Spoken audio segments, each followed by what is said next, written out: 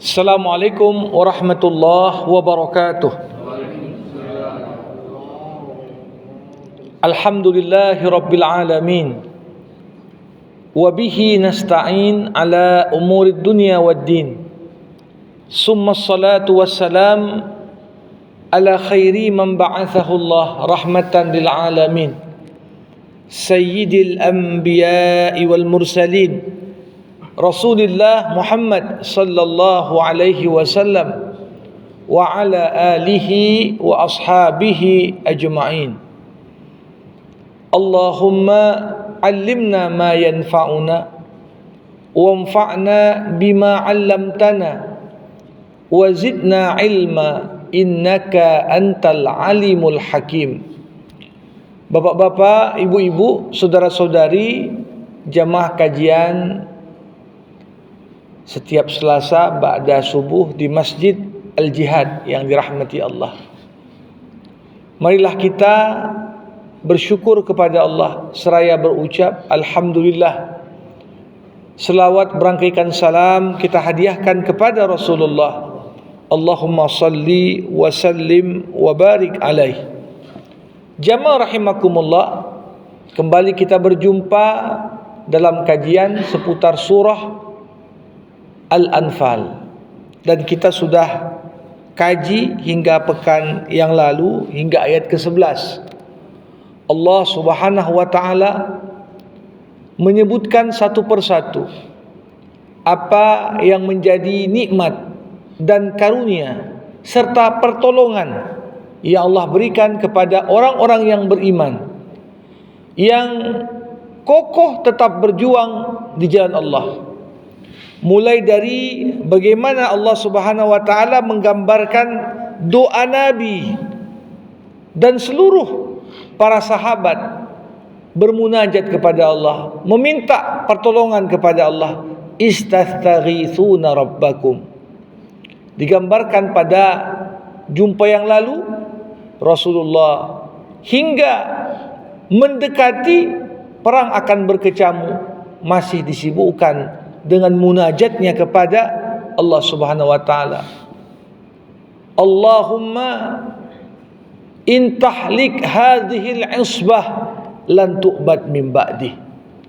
Ya Allah, sekiranya kelompok kecil ini kalah dan binasa di medan perang, maka niscaya tidak akan tersisa yang menyembahmu di muka bumi. Ini yang diulang-ulang Nabi.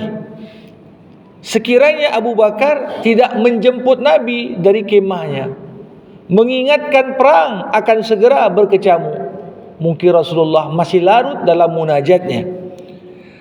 Namun kepasrahan Rasulullah dan doanya yang sungguh-sungguh inilah yang berbuah fastajaba lakum. Segera setelah munajat itu, doa yang dipanjatkan berangkat dari hati yang benar-benar berserah diri kepada Allah, maka Allah pun mengijabah doa Rasulnya. Allah pun mengijabah doa orang-orang yang beriman. Terbukti dengan Allah Subhanahu wa taala mengatakan, anni mumiddukum bi alfin minal malaikati murdifin. Aku akan berikan bala bantuan dalam wujud 1000 malaikat yang akan membonceng kalian. 1000 malaikat, seperti yang kita katakan, apakah angka 1000 dimaknai secara hakiki, artinya ada 1000 malaikat yang turun, atau 1000 sesuai dengan gaya bahasa Arab yang ingin menggambarkan angka yang paling banyak itu dengan kata-kata 1000. Lailatul Qadri khairun min alfi syahri. Malam Qadar itu malam yang lebih baik ketika seorang beribadah di dalamnya, lebih baik daripada 1000 bulan. Apa memang kita hitung 83 tahun? Tentunya kecenderungan para ulama tidak mengartikan seperti itu. Tapi kata alf qimmatun ya fil adad, dianggap 1000 itu angka yang begitu banyak. Begitu juga malaikat di sini. Dan yang paling menarik kata-kata murdifin. Malaikat bukan hanya sekedar jadi penonton dalam perang, tapi mereka justru yang membonceng para mujahidin. Pengertiannya apa? Posisi yang diambil malaikat di barisan perang justru di depan para mujahid. Ya. Kalau sekiranya para mujahid yang di depan, malaikat yang di belakang, maka tidak akan disebut murdifin, tapi murdafin. Artinya kalian membonceng malaikat. Biasanya yang dibonceng di belakang. Tak mungkin yang membonceng itu di belakang. Ini potret gambaran pertama bagaimana Allah melibatkan malaikat langsung berpartisipasi.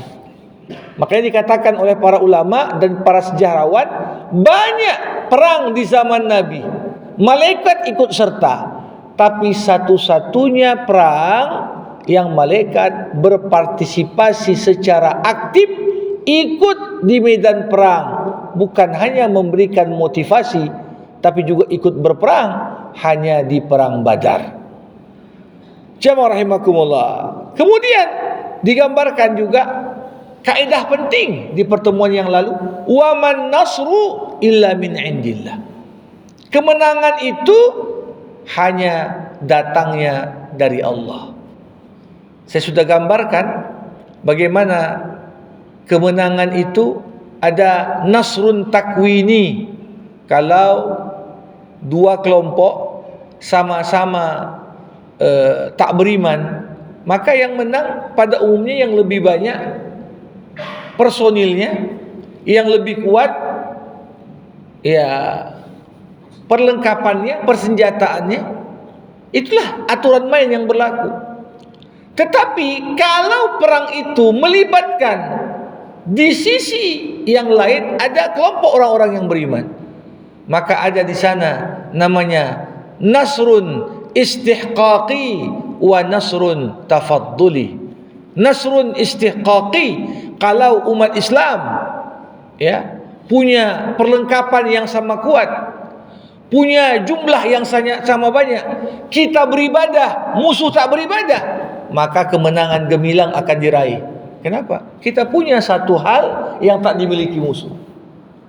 Sama seperti Umar bin Khattab ketika melepas pasukan ke Mesir, sudah sebulan tidak ada capaian yang berarti dalam pembebasan Mesir. Umar menulis surat, sesungguhnya Allah menolong kita karena ibadah kita kepada Allah dan maksiat musuh kita kepada Allah. Sekiranya kita ikut sama bermaksiat kepada Allah dan lupa beribadah kepadanya, maka pasti musuh yang akan menang, karena jumlah personel mereka, jumlah logistik mereka jauh lebih banyak daripada apa yang kita miliki. Nah, jadi kekuatan itu kekuatan pada iman. Ya, wa man nasru illa min indillah. Kemenangan datangnya dari Allah. Tapi kelompok yang kecil terkadang Allah tunjukkan kepada kita umat manusia mampu mengalahkan kelompok yang besar, karena kelompok yang kecil berjuang karena sebuah prinsip, berjuang karena sebuah cita-cita mulia. Adapun kelompok yang besar boleh jadi dunia bersama mereka, boleh jadi banyak sekutu dan koalisi diajak untuk ikut mendukung mereka, tapi ketika berjuang semata-mata untuk cita-cita duniawi, untuk prinsip-prinsip yang rapuh dan bukan prinsip yang dilandasi atas kebenaran, ini yang kita lihat. Ya, bagaimana perjuangan saudara-saudara kita di Gaza puluhan tahun, bahkan semakin banyak tokoh-tokohnya yang dibunuh, semakin kuat keyakinan mereka kemenangan yang dijanjikan Allah semakin dekat. Kemenangan yang dijanjikan Allah semakin dekat. Ya, musuh menganggap kalau dah kita bunuhlah satu-satu tokoh-tokohnya, takkan tersisa tokoh seperti itu. Tapi yang terjadi tidak. Ya, Yang terjadi tidak seperti itu. Mulai dari pendirinya dibunuh, padahal kondisinya lumpuh, kemana-mana pakai kursi roda, Syekh Ahmad Yasin. Tapi untuk membunuh seorang yang lumpuh tadi, musuh mengirim rudal jarak jauh untuk bisa menghantamnya.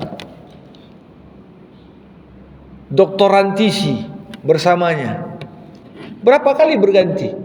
Tapi apakah kemenangan terbunuhnya tokoh-tokoh dan pemimpin artinya kemenangan bagi musuh? Tidak.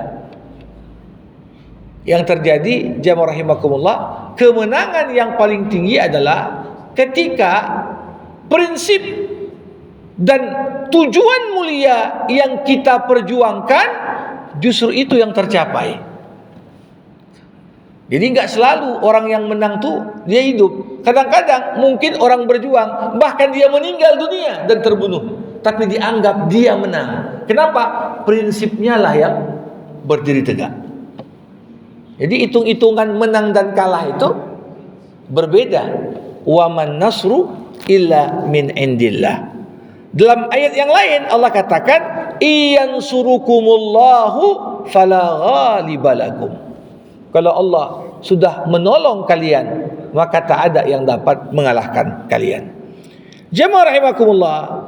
Kemudian di akhir pertemuan yang lalu kita baca ayat 11, Allah sebutkan beberapa campur tangannya untuk kemenangan. Mulai dari datangnya ngantuk yang membuat seluruh pasukan muslim tertidur ringan. Menjelang perang akan berkecamuk. Tentunya dengan tidur ini bertambah semangat, ya, bertambah semangat. Apalagi kadang-kadang tidur ini dalam waktu yang singkat bisa memberikan ya tenaga dan energi berkali-kali lipat dibanding orang yang tak bisa tertidur. Dan sekali lagi, ini adalah kemenangan mental bagi umat Islam.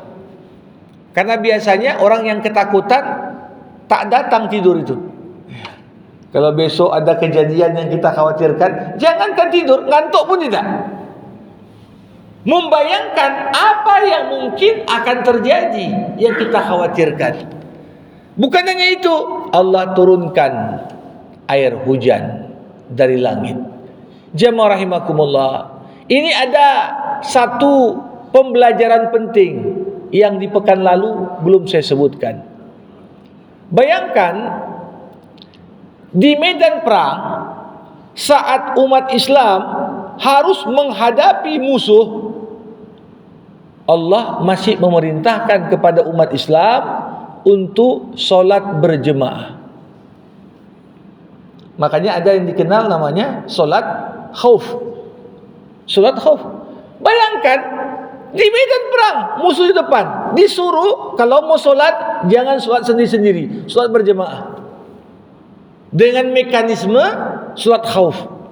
Barisan depan kalau sujud, barisan belakangnya tetap berjaga dengan senjata. Gantian sujudnya. Kalau tiba-tiba ada musuh yang menyerang, tetap ada yang bersiaga.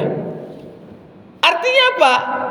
Di luar medan perang, berjemaah itu pasti lebih wajib. Kalau di medan perang saja tidak ada rukhsah, udahlah kalian gak usah jemaah. Artinya di luar medan perang betapa ditekankannya salat jemaah. Nah, di ayat ini digambarkan di medan perang dengan turunnya air hujan, umat Islam diminta sebelum perang kalian harus bersih. Sebelum perang kalian harus suci. Kalau di medan perang saja kita dituntut bersih dan suci, maka di luar medan perang setiap mukmin yang menjunjung tinggi keimanan harus mencerminkan kebersihan dan kesucian. Jadi ini nilai-nilai yang dibawa Islam. Bayangkan kalau di medan perang di malam hari ada pula yang mungkin mimpi basah sehingga masuk perang dalam kondisi junub. Atau karena perang mungkin berhari-hari tak mandi, sehingga itu mulai memberikan aroma yang tak sedap. Ya, mulai fisiknya itu kotor. Allah turunkan air hujan untuk dua fungsi. Pertama, fungsi untuk dikonsumsi. Bagaimana dengan turun air hujan, umat Islam tidak akan kekurangan simpanan cadangan air untuk bisa diminum. Tapi di sisi lain, nilai kebersihan dan kesucian adalah bagian dari potret yang dijunjung tinggi dalam Islam. Ya, sampai ada sahabat Rasulullah itu terkenal, dia baru nikah malam pertama, besoknya ada panggilan jihad. Kawan tadi ikut masuk ke perang, belum sempat mandi, junub. Coba bayangkan, bagaimana agama ini menuntut kesiapsiagaan dari setiap muslim kapanpun. Ketika Rasulullah mengumandangkan hayya 'alal jihad, marilah kita berjihad, maka ketika itu enggak ada kata-kata nanti dululah, bersegera. Yang terjadi apa? Sahabat pengantin baru tadi yang ikut serta dalam perang dalam kondisi junub, ternyata sahabat itu di antara kelompok syuhada di salah satu perang. Dan yang terjadi, dengan kondisi fisiknya yang meninggal dunia dalam kondisi junub, dilihat oleh Rasulullah SAW bagaimana sahabat tadi dimandikan oleh malaikat, sehingga dapat julukanlah sahabat tadi dengan ghasilul malaika, orang yang dimandikan malaikat, meninggal dunia dalam kondisi junub. Nah, kaidah umumnya apa? Perang pun harus bersih. Bersih secara fisik. Bersih secara fisik. Jadi kalau kita lihat bagaimana tentara muslim dalam sepanjang sejarah Islam tatkala berperang, bahkan dikatakan Renaissance, masa kebangkitan yang terjadi di Eropa setelah abad pertengahan yang dianggap sebagai abad kegelapan di Eropa. Salah satu sebab yang melahirkan kebangkitan di Eropa karena perang salib. Orang-orang Eropa waktu perang melawan orang Islam, baru dia tahu betapa ketertinggalan kita dari umat Islam. Ditengoknya kota-kota muslim, ditengoknya bagaimana pasukan muslim. Itulah yang menyadarkan mereka. Pulang dari perang salib, mereka belajar mengikuti apa yang mereka temukan di dunia Islam. Kenapa? Penampilan dalam perang pun bersih, akhlak dalam perang pun tinggi. Ini ya potret gambaran yang digambarkan. Bukan hanya itu, jamaah rahimakumullah, dikatakan juga waliyarbita ala qulubikum. Di medan perang yang paling penting adalah kekuatan mental. Hati ini betul-betul kokoh mau berjuang. Makanya dalam suatu perang sering sekali pasukan itu down, jatuh mentalnya, mungkin termakan propaganda musuh. Yang paling menentukan apa? Kemampuan seorang pemimpin untuk mengikat hati para pejuangnya. Dan inilah yang terjadi di perang Badar. Rasulullah Muhammad sallallahu alaihi wasallam mampu melakukan itu.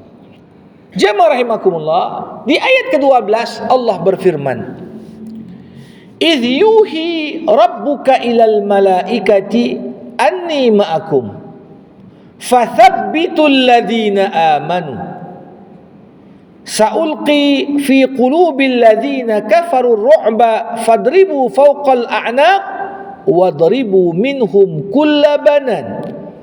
Ingatlah ketika Tuhanmu mewahyukan kepada malaikat yang ikut serta turun ke medan perang, anni ma'akum, sesungguhnya aku bersama kalian.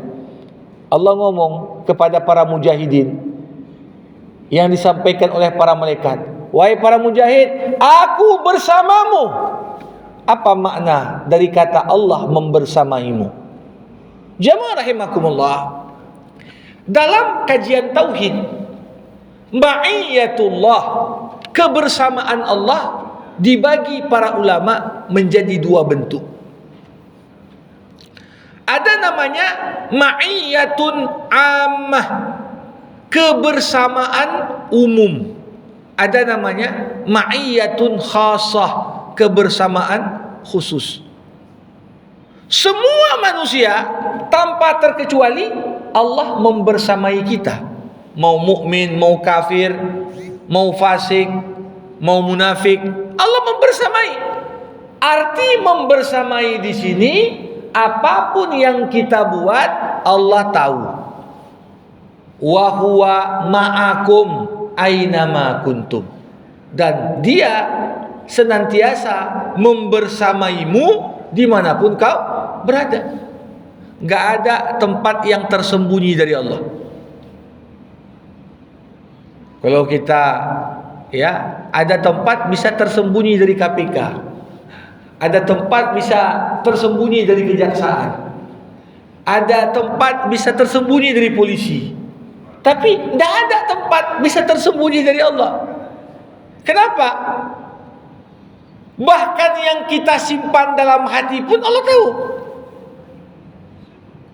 Maka enggak ada wa huwa ma'akum aina ma kuntum.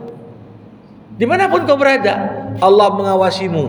CCTV Allah menyertaimu. Apapun yang kau ucap, apapun yang kau buat, Allah selalu menguasai dan mengawasi apa-apa yang kita buat. Ini namanya kebersamaan umum. Jadi kebersamaan umum ini bukanlah suatu keistimewaan. Karena semua orang, mau beribadah, tak beribadah, mau mukmin, mau kafir, Allah tahu apa yang kita buat. Tapi Bapak Ibu, jamaah rahimakumullah, bentuk yang kedua dari ma'iyatullah, kebersamaan Allah, itulah kebersamaan khusus, ma'iyatun khasah. Ini kebersamaan yang hanya diberikan Allah kepada hamba-hambanya yang bertakwa. Innallaha ma'al ladzina taqaw wal ladzina hum muhsinun. Sesungguhnya Allah membersamai orang-orang yang bertakwa dan orang-orang yang berbuat baik. Apa arti Allah membersamai orang bertakwa? Allah membersamai orang berbuat baik. Kebersamaan khusus ini maknanya apa? Allah menolongmu, Allah melindungimu, Allah memenangkanmu. Itu dia. Jadi bukan sekedar Allah tahu apa yang kau buat, tapi Allah ikut campur tangan untuk bisa melindungimu, menolak darimu mara bahaya, mendatangkan manfaat untukmu, menguatkan hatimu. Makanya ketika Nabi Muhammad sallallahu alaihi wasallam bersama Abu Bakar di dalam gua Sur.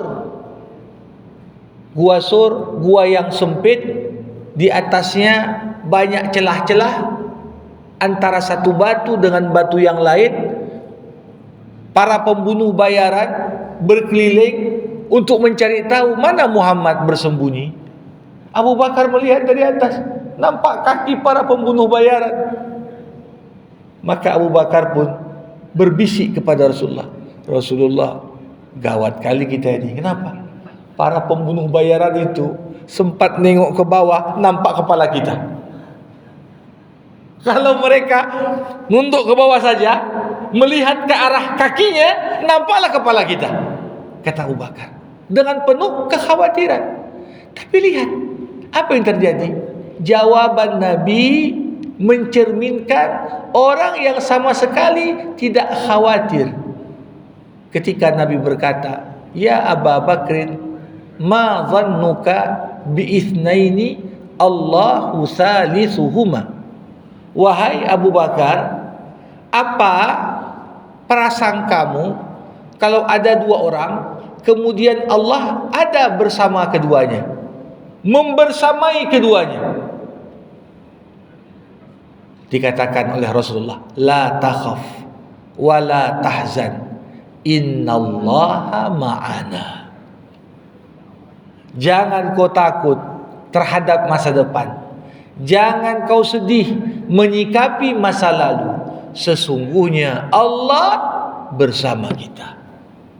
Ini kata yang simple, tapi kata yang simple ini ketika berangkat dari hati yang beriman cukup membuat kita tenang, seakan-akan kita berada di ruangan penuh dengan penjagaan. Walaupun ketika itu Rasulullah berada di tempat yang sangat riskan sekali untuk diketahui oleh musuh, tapi nggak ada takutnya Nabi. Nah, jadi di sini Allah berkata kepada malaikat, "Anni ma'akum." Malaikat, aku bersama kalian. Orang-orang beriman, para mujahid, aku bersama kalian. Maknanya apa? Kalian kulindungi, kalian dalam pengawasanku, kalian aku jaga, kalian akan kutolong, kalian akan kumenangkan. Makanya ada ungkapan Bapak Ibu, berangkat dari sini, memahami kebersamaan Allah. Idza kana Allahu ma'aka faman 'alaika.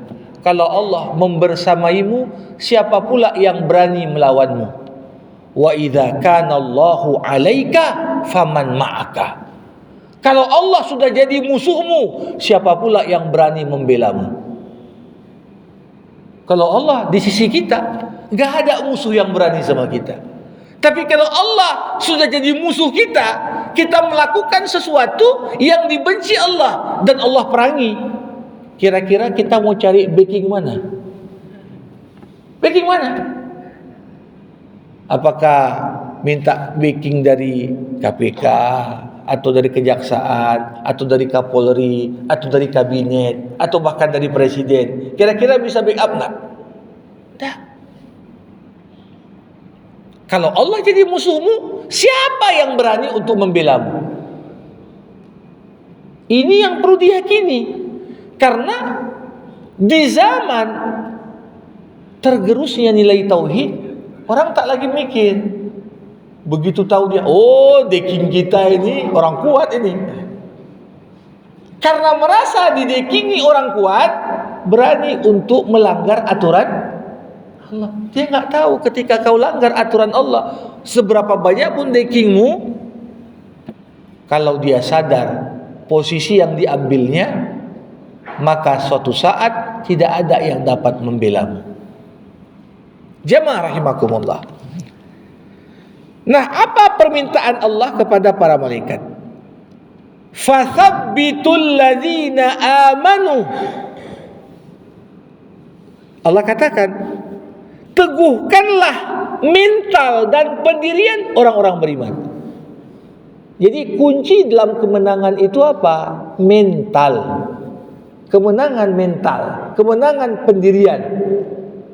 Kalau para pejuang mentalnya lemah, ya, yang banyak saja bisa kalah kalau enggak punya pendirian. Di medan perang itu, yang bertahan di medan perang adalah orang yang memiliki mental yang kuat. Kalau mentalnya lemah, enggak punya pendirian, begitu nampak musuh kuat kali, lari semua.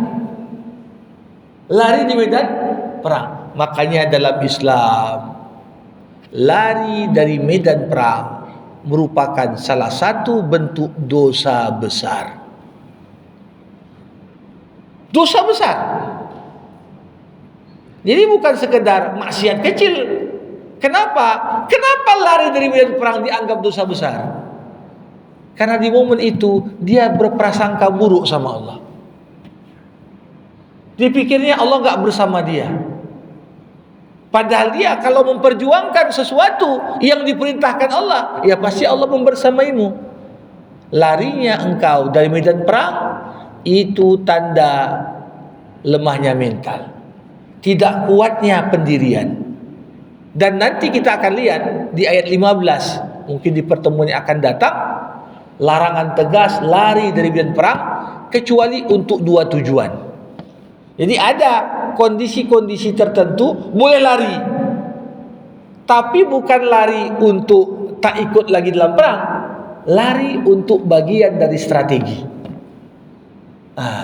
Jemaah rahimakumullah, Allah Subhanahu wa taala melanjutkan lagi, Sa'ulqi fi qulubil ladzina kafarur ru'ba. Aku akan berikan rasa takut ke dalam hati orang-orang kafir, kata Allah. Jadi ini satu kelebihan yang didapatkan orang beriman. Pertama, dikuatkan mentalnya. Di sisi lain, mental musuh dijatuhkan Allah. Dijatuhkan Allah. Lihatlah, kita melihat memang di Palestina, di Gaza, berapa banyaklah korban dari masyarakat sipil. Tapi jangan lupa, berapa banyak juga korban dari tentara Israel. Bukan terbunuh, bukan sekedar terluka, tapi yang mengalami gangguan jiwa, ketakutan akut. Ketakutan akut. Kita lihat Amerika 2003 menyerang Irak. Sebelumnya menyerang Afghanistan. Ya. Ini paling banyak tentara Amerika bukan kemudian sekedar meninggal dunia dan mati. Itu bukan sekedar terluka. Yang pulang dari perang Irak, yang pulang dari perang Afghanistan, itu banyak yang kemudian mengalami gangguan jiwa. Kalau kita bilang jadi gila, stres berat, ketakutan akut. Nah ini kenapa? Allah yang menjanjikan, aku akan berikan rasa takut dalam hati musuh. Jadi jamaah rahimakumullah, ini adalah bagian dari dasar fitrah manusia. Manusia akan berani ketika dia merasa yang kubuat ini benar, walaupun dia sendirian. Lihat Ibrahim muda sendirian. Nampaknya satu hall, di situ patung-patung semua disembah. Dengan penuh keberanian, Ibrahim masih muda lagi, dihancurinya patung-patung itu semua, disisakannya patung paling besar, digantungnya kapak di lehernya. Pergi habis Ibrahim. Ketika kaumnya pulang, ya kok hancur semua nih Tuhan kita ini. Siapa yang buat? Dari begitu banyak orang yang tinggal di negeri itu, tersangkanya cuma satu. Pas ini Ibrahim yang buat, gak ada yang lain nih. Panggil Ibrahim itu. Coba bayangkan, satu orang berbeda dengan keyakinan kaumnya, gak ada sedikit pun takut.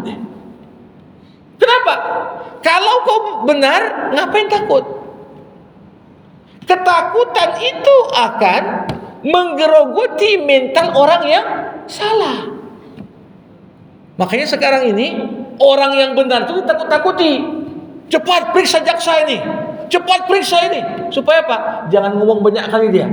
Yang takut siapa? Bukan yang diperiksa, tapi yang takut orang-orang yang benar nanti ngomong kebenaran. Takut dia. Jadi sebelum ngomong kita takut-takuti dulu.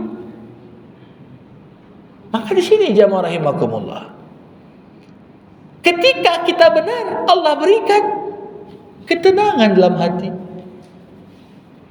Tapi coba bayangkan ketika kita berdusta, ketika kita menipu, ketika kita berkhianat, ketika kita melakukan sesuatu yang salah, dalam hati kecil muncul ketakutan. Sampai kapanpun gak hilang itu. ketakutan. Nanti kalau nggak menjabat lagi kita, gimana? Masuk penjara rame-rame ini gitu. Kalau ada konspirasi jahat yang dibuat. Nanti kalau berganti kondisi, bagaimana? Tetap yang namanya orang korupsi udah berlalu 20 tahun pun ada sisa rasa takut dalam hatinya. Kalau diperiksa lagi macam mana ini? Apakah hilang? Enggak. Makanya saya pernah ceritakan, ini diceritakan dosen saya ketika ikut seminar di Jerman. Tidur dia di sebuah hotel. Ditulis di tempat tidurnya itu, kalau kau tak bisa tidur, jangan salahkan kasur kami. Kasur ni empuk kali katanya. Tapi kalau kau tak bisa tidur, salahkan dirimu yang banyak salah katanya. Jadi ini kan sebuah hal yang menarik. Kenapa orang takut? Takut karena punya salah. Itu dia. Dan sering sekali kita dipertontonkan, ya, ketika ada orang yang pegang kartu-kartu kesalahan orang lain, inilah yang kemudian disandera dia. Ormas disandera, orang disandera, partai pun disandera. Kenapa? Salah tadi. Nah, jamaah rahimakumullah. Jadi ayat ini menggambarkan orang-orang kafir karena posisi keimanan mereka salah, dipenuhi ketakutan. Gak ada tempat bersandar yang kokoh bagi orang kafir. Berbeda dengan orang beriman yang yakin sekiranya seluruh penduduk bumi ingin mencelakakanmu, tapi Allah gak berkehendak demikian, gak mempan apapun yang dibuat orang. Sekiranya seluruh penduduk bumi ingin membackupmu, melindungimu, tapi Allah berkehendak kau celaka, gak ada yang bisa menolak darimu ketetapan Allah. Ini yang perlu diyakini. Nah, di medan perang tadi Allah katakan, aku kirimkan kepada orang-orang kafir rasa takut. Maka dari itu, apa kata Allah? Fadribu fawqal a'naq wadribu minhum kullabanan. Pukullah di atas leher mereka, pukullah tiap-tiap ujung jari mereka. Bapak Ibu, beberapa orang-orang orientalis, orang-orang yang tak senang terhadap Quran, mempermasalahkan ayat-ayat tentang perang seperti ini. Quran ini kejam kali, masa suruh pukul leher, masa, ya, jemaah rahimakumullah. Ini harus dipahami tiap ayat pada siyak atau konteksnya. Ayat ini cerita perang, maka perintah yang Allah Subhanahu wa ta'ala sampaikan di medan perang, ya tentunya nggak sama dengan perintah di dalam kondisi damai. Nggak ada di kondisi damai Allah suruh pukul leher orang kafir itu, nggak ada. Bahkan Al-Quran mengatakan, kalau mereka berbuat baik padamu, kamu juga balas dengan perbuatan baik kepada mereka. Ini kondisi damai.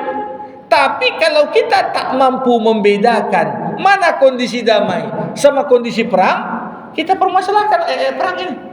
Padahal yang terjadi, etika orang-orang kafir di medan perang jauh lebih rusak dan lebih buruk dibanding apa yang dilakukan orang Islam. Yang namanya di medan perang, ya harus kita lumpuhkan musuh. Kalau enggak kita lumpuhkan musuh, kita yang dilumpuhkan. Pilihannya cuma dua. Kalau enggak kau bunuh orang, kau dibunuh, kan gitu. Makanya datanglah redaksi ayat, pukullah leher mereka. Tegas ayat ini. Potong tangan mereka. Tapi ingat, instruksi ini adalah dalam konteks peperangan. Zalika bi'annahum syaqqullaha wa rasulah. Kenapa harus kita pukul leher mereka ya Allah? Kenapa harus kita potong tangan mereka ya Allah? Karena mereka telah menentang Allah dan Rasulnya. Itu alasan. Mereka menentang Allah, menentang Rasul, bahkan memerangimu. Maka apa yang kau lakukan itu wajar dan sangat pantas bagi orang-orang yang menentang Allah dan Rasulnya. Wa may yushaqiqillaha wa rasulah fa innallaha syadidul iqab. Siapa yang menentang Allah, menentang Rasulnya, maka sesungguhnya Allah sangat berat dan keras siksanya. Jamaah rahimakumullah. Jadi ayat ini gambaran sekali lagi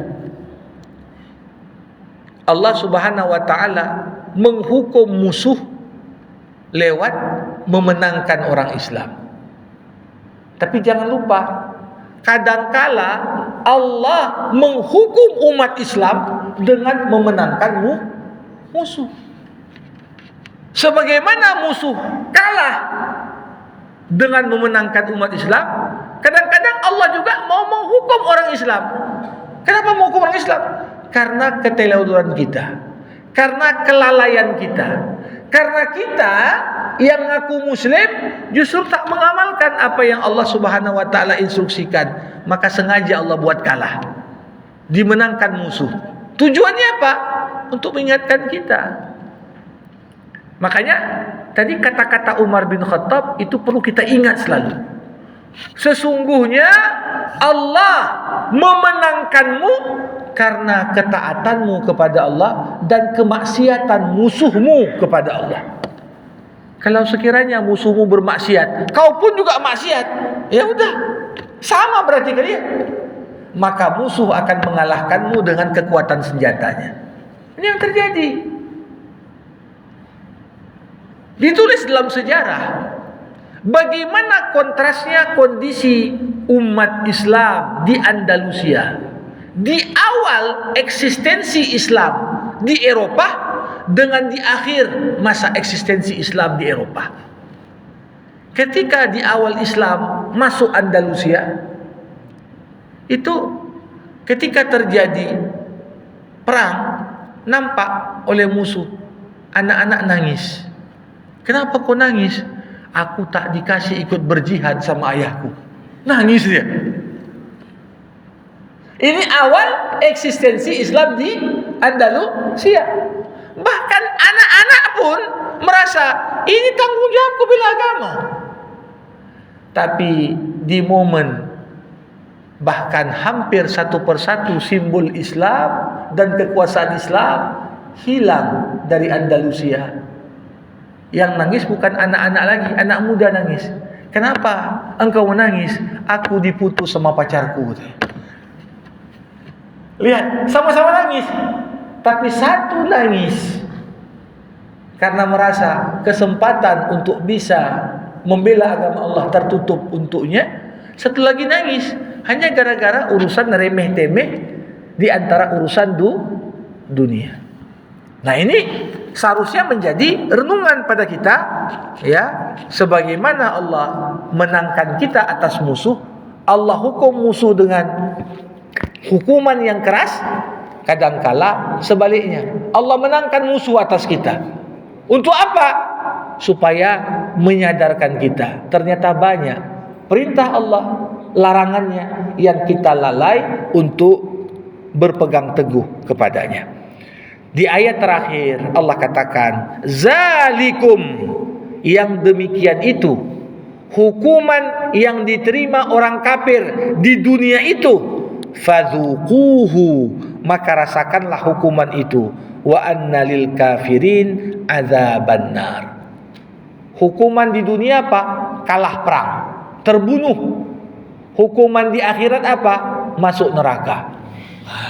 Ini dia. Jadi bagi orang kafir dua hukuman. Kalah memalukan di dunia, terbunuh mati di dunia. Tapi bukan berarti habis hukumannya. Ada lagi hukuman di akhirat. Yang meninggal dunia dalam kondisi kafir, maka dia juga dapat bagian dari apa yang Allah ancamkan di dunia dari neraka dengan azab yang pedih.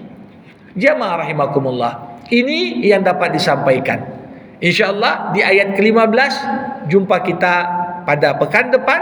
Kita akan lihat dalam kondisi apa dibolehkan kita untuk melarikan diri sebagai bagian dari strategi perang. Ini yang dapat disampaikan. Sebelum ditutup, dipersilahkan bagi yang mau bertanya. Assalamualaikum warahmatullahi wabarakatuh. Waalaikumsalam. Ustaz yang kami muliakan, mudah-mudahan saya salah. Menurut pengamatan saya, umat Islam yang berjuang saat ini untuk menegakkan kebenaran dan titah Islam itu salah prinsipnya dengan kelompok pejuang di zaman Rasulullah, terutama perang Badar tadi. Menurut saya, apakah benar pendapat saya ini? Kemudian, Ustaz, apa sebenarnya ciri-ciri atau kategori takwa bagi pejuang Islam pada waktu itu sehingga turun ayat tadi di dalam perang pun turun firman Allah bahwa aku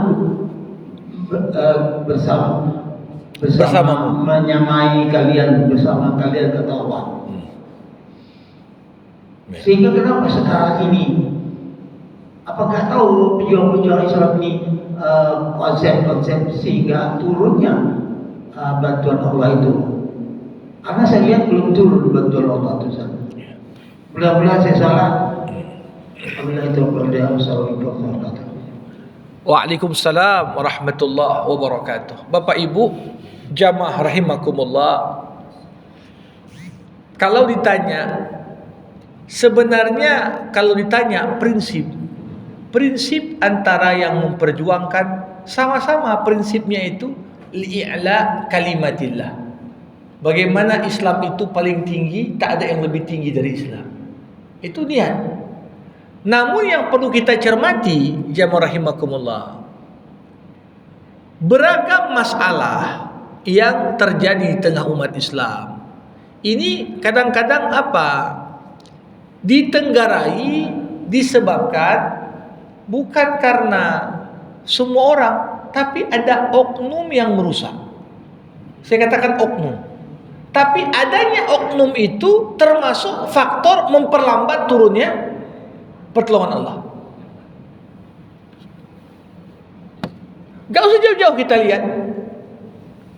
Berapa banyak orang ini kadang-kadang ucapannya, tampilannya sering menunjukkan simbol-simbol Islam. Tapi ujungnya begitu kita lihat, oh ternyata yang diperjuangkannya adalah kepentingan pribadi juga. Kita nggak generalisir, tapi ada. Bahkan boleh jadi dalam perkumpulan dan himpunan tertentu ramai umat Islam misalnya, ya. Tapi seketika orang yang kita takjub dengan perkataannya, ternyata dia punya motif pribadi yang berbeda dengan motif yang disampaikannya. Nah, makanya begitu juga di medan dakwah. Di medan dakwah seperti kita lihat saat ini. Ada orang berdakwah karena Allah. Ada orang berdakwah untuk tujuan pribadi, tapi dibungkus dengan bungkus dakwah untuk Allah. Di mana kita bedakannya? Kalau samalah tujuan akhirnya dakwah karena Allah, ini justru kita sadari kolaborasi, saling tolong-menolong, enggak saling menjelek-jelekkan. Karena tujuan akhirnya sama tujuan kita. Tapi kalau tujuannya pada akhirnya adalah untuk kepentingan pribadi, ditengok pendakwa lain ini kompetitor nih. Agak sedikit berbeda sama dia, ini lawanku ini. Padahal tujuan sama. Begitu juga kadang-kadang di medan jihad fi sabilillah. Ada orang, gak kita pungkiri, tulus berjuang, tapi kadang-kadang gak nampak orang seperti ini. Karena orang seperti ini justru tak ingin disorot kamera. Tapi ada. Kita tak generalisir. Orang kalau di takbir mungkin takbirnya paling kuat, Allahu Akbar paling kuat. Tapi di belakang ketika ada deal-deal tertentu, siap dia tinggalkan prinsip karena peluang dia untuk mendapatkan kepentingan pribadi itu terbuka lebar. Kita lihat, ya, nggak usah jauh-jauh lah. Ya, bahkan siapa orang yang membersamai kadang-kadang satu rezim, ya, ini bukannya orang-orang yang asing juga wajah-wajahnya, ya, pernah juga kalau bicara dulu paling lantang. Mungkin kalau kita lihat seakan-akan inilah yang paling memperjuangkan agama. Tapi di sisi lain begitu kepentingan pribadinya atau kelompoknya dapat, diam aja dia. Kenapa? Nah, ini yang saya katakan tadi. Dan inilah yang memperlambat turunnya pertolongan Allah. Kenapa? Dikatakan di dalam Al-Quran, maka Allah liyazaral mu'minin ala ma hum alaih hatta yamizal khabis minat tayyib. Allah enggak akan biarkan orang-orang beriman itu akan terus direndahkan, dihinakan, ditindas sampai mampu dibedakan mana yang betul-betul baik dan mana yang busuk. Ini sekarang kelompok yang rame-rame, misalnya kelompok apakah 411, 212 yang reuni udah banyak kali pun, tapi ketika kumpul itu banyak juga anasir busuk yang masuk untuk tujuan-tujuan kelompoknya, untuk tujuan pribadinya. Sehingga ketika dilihat, ya, orang yang dulu ngomong kayak gini kok perilakunya berbeda. Nah, Allah akan bukakan di hadapan mata kita ini pergolakan-pergolakan yang terjadi sampai kita bisa bedakan, oh si fulan ini luar biasa munafiknya, oh si fulan ini luar biasa ikhlasnya. Itu akan nampakkan ketika sudah mampu dibedakan mana yang baik dan mana yang busuk, disitulah datang pertolongan Allah. Karena ini belum selesai, masa penyaringan ini belum selesai di sisi Allah. Ada, ya, artinya kan saya katakan 50 tahun lalu itu ruang putih sedikit, ruang hitam sedikit, yang banyak ruang abu-abu. Sekarang ruang putihnya makin melebar, ruang hitamnya melebar, masih ada abu-abu. Tapi ruang yang hitam masih ada menyisip di putih. Yang membuat putih itu belum betul-betul putih, masih abu-abu dia. Inilah dia. Allah menyaring.